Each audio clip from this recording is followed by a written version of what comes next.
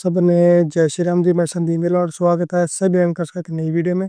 तो आज हम करने वाले हैं जो हम कस्टमर सर्विस जो कर रहे थे उसी का टॉपिक आज हम आगे करने वाले हैं। तो उसमें 2-3 टॉपिक हमारे हो चुके थे। ये हमारा नेक्स्ट टॉपिक है grievance and complaint. Customer service के जितने भी टॉपिक है बहुत ज़्यादा इंपॉर्टेंट है आपके बैंक प्रमोशन एग्जाम के हिसाब से। और अगर आप चैनल में पहली बार आए तो चैनल को सब्सक्राइब जरूर कर लेना, क्योंकि यहाँ पर आपको कंप्लीट सिलेबस कराया जा रहा है, चाहे आपका सब स्टाफ टू क्लरिकल का हो या क्लरिकल टू आपका ऑफिसर का एग्जाम हो। सारा सिलेबस बिल्कुल फ्री में कराया जाएगा। तो चलिए शुरू करते हैं। तो देखिए, एक कस्टमर कंप्लेंट और grievance is an expression of dissatisfaction from the customer related to the services provided by the staff और एम्प्लॉय। यानी कि कस्टमर कंप्लेंट या फिर ग्रीवेंस क्या होता है? एक expression dissatisfaction from the customer related to the services provided by the staff और एम्प्लॉय। यानी कि कस्टमर की डिससेटिस्फैक्शन, यानी कि कस्टमर जो है सेटिस्फाई नहीं हुआ किस चीज़ से? बैंक की सर्विसेज से, चाहे वो किसी भी स्टाफ या फिर स्टाफ या एम्प्लॉय की सर्विस से अगर वो खुश नहीं है तो उसे बोलते हैं कंप्लेंट या फिर ग्रीवेंस।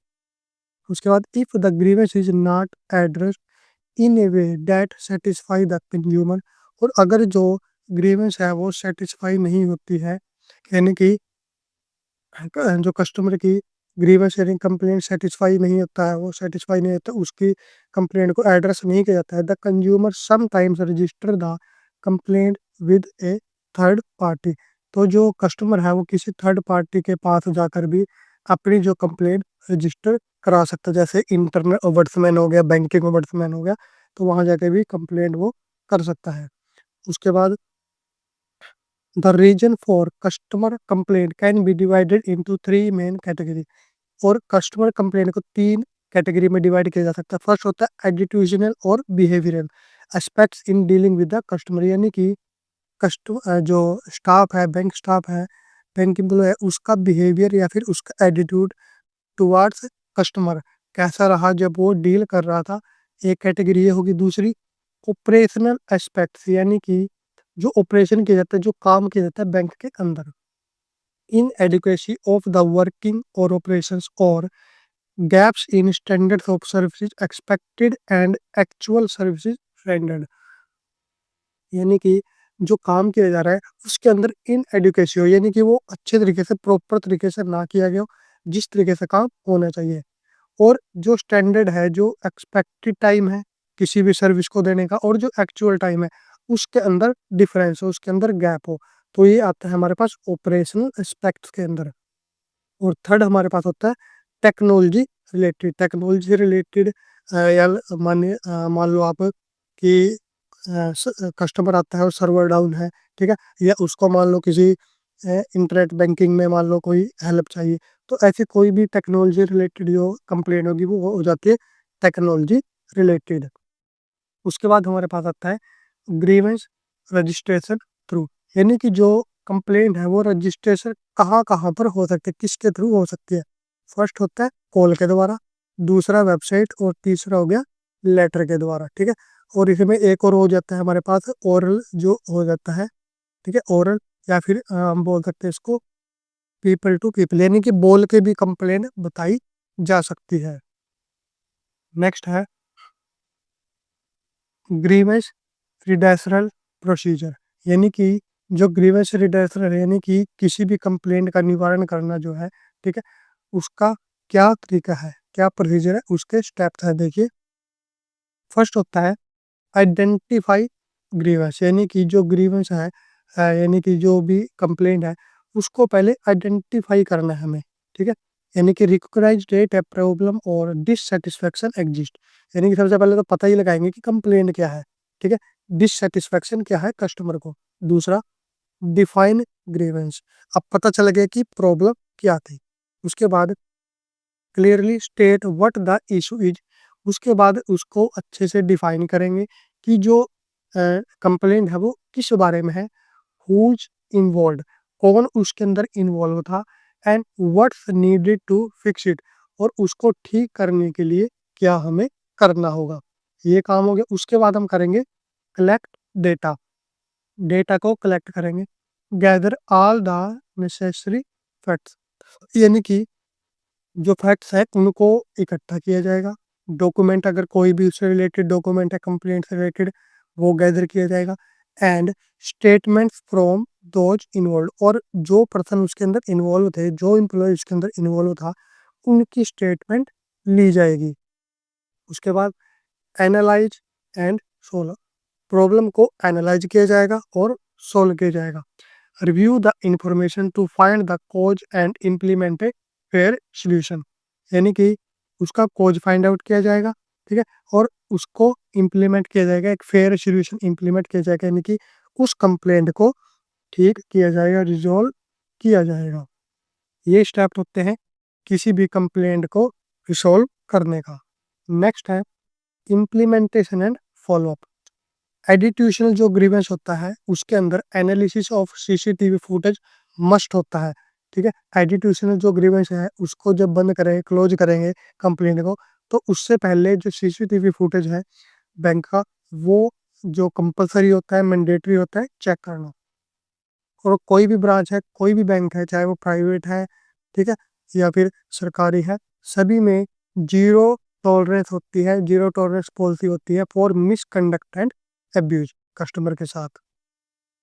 नेक्स्ट हमारे पास है ग्रीवेंस रिलेटिंग टू ट्रांजैक्शंस और ऑपरेशंस, यानी कि ट्रांजैक्शन और ऑपरेशंस रिलेटेड कोई भी कंप्लेंट है, branch would be responsible for ensuring rectification of entry और ट्रांजैक्शन और सेटिस्फेक्शन ऑफ कस्टमर, यानी कि कोई भी ऑपरेशन से या ट्रांजैक्शन से रिलेटेड कोई भी प्रॉब्लम अगर है, तो जो बैंक है उसके वो रिस्पॉन्सिबल है कि उसको रेक्टिफाई करे, यानी कि उसको ठीक करे, उस एंट्री या फिर उस ट्रांजैक्शन को, और कस्टमर को वो सेटिस्फाई करे।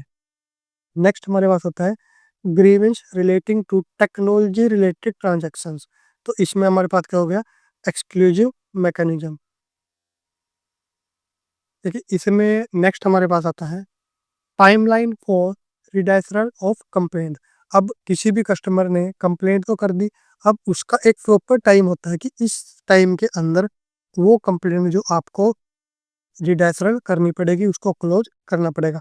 जैसे कि मान लो मैंने एक आरटीआई लगाई है, ठीक है, मैंने एक आरटीआई फिल की है, तो उसका टाइम कितना होता है, 30 डेज, ठीक है, नॉर्मल में 30 डेज होता है, और और अगर कोई लाइफ थ्रेटनिंग कंडीशन होती है तो 48 आवर्स होता है, ठीक है। इसके ऊपर भी कंप्लीट वीडियो मैं लेकर आऊँगा। आरटीआई का टॉपिक भी हमारा रहता है, ये भी कस्टमर सर्विस के अंदर आता है, तो इसी जो कड़ी में हमारा जो टॉपिक आएगा वो आरटीआई का टॉपिक भी आएगा, और ये भी बहुत ज़्यादा इंपॉर्टेंट टॉपिक है।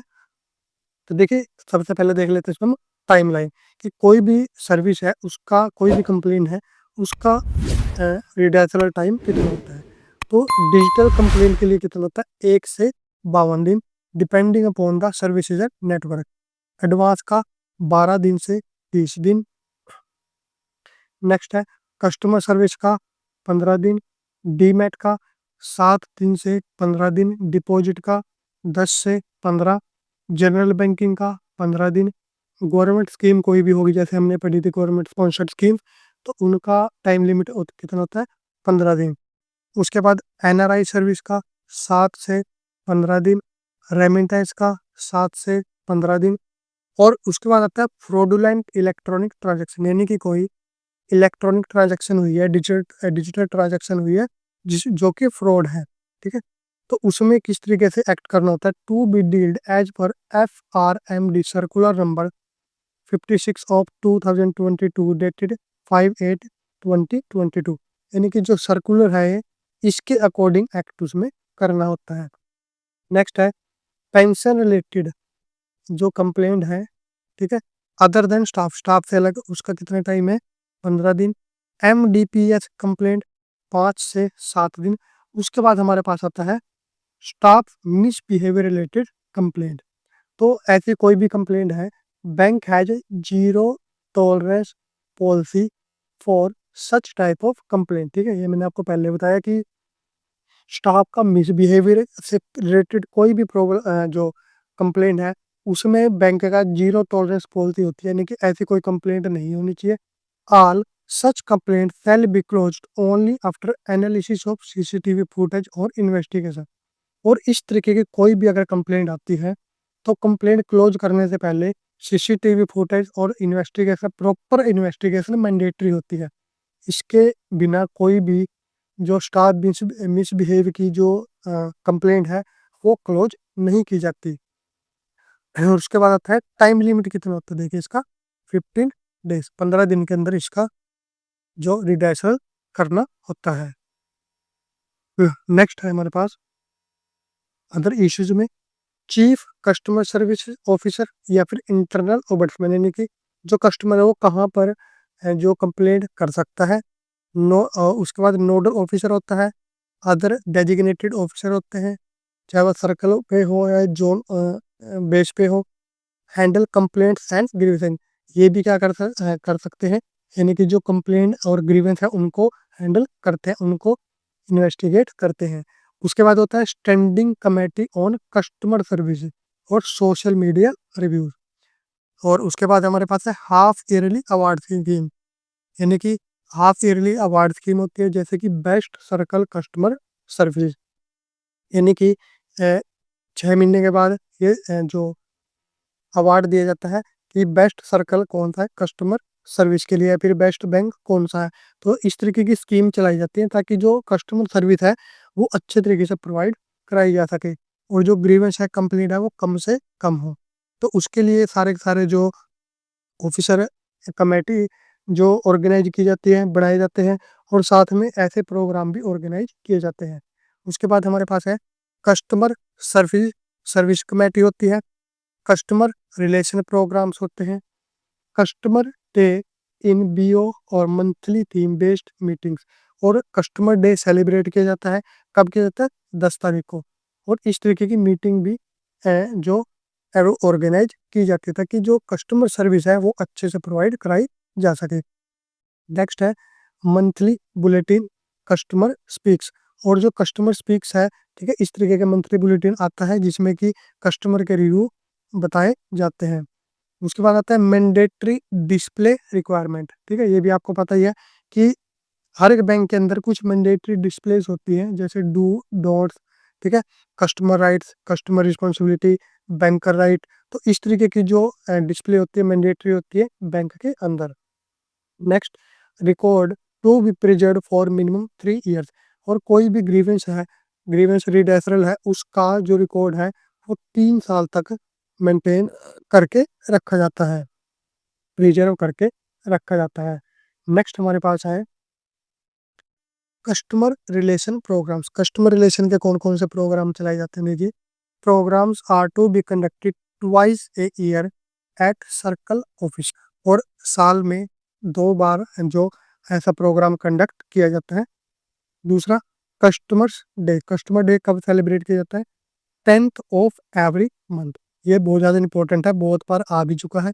कस्टमर डे हर महीने के 10 तारीख को सेलिब्रेट किया जाता है, या फिर next working day if 10th is a holiday.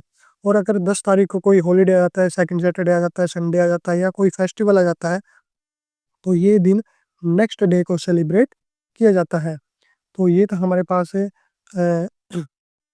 Complaint और ग्रीवेंस का, रिड्रेसल का, कि किस तरीके से कोई कंप्लेंट आती है, क्या होता है, किस तरीके से उसका स्टेप है, और किस तरीके से उसको रिजॉल्व किया जाता है, रिड्रेसल किया जाता है। तो वीडियो कैसी लगी, अगर अच्छी लगे तो वीडियो को लाइक कर देना, अपने कोलीग्स के साथ शेयर कर देना जो भी जो बैंक प्रमोशन एग्ज़ाम की तैयारी कर रहे हैं। और एक जो बहुत बड़ी प्रॉब्लम आ रही है जो साउंड से रिलेटेड, तो उसकी अब एक नया माइक लिया हमने वायरलेस। तो अब आप बता सकते हो कि इस में जो वॉइस है वो कैसी आ रही है। अगर इसमें भी वॉइस ठीक नहीं आएगी तो इसको भी हम चेंज करेंगे, दूसरा लेकर आएंगे। और इस वीडियो में इतना ही, मिलेंगे नेक्स्ट वीडियो में, तब तक के लिए सबको जय श्री राम।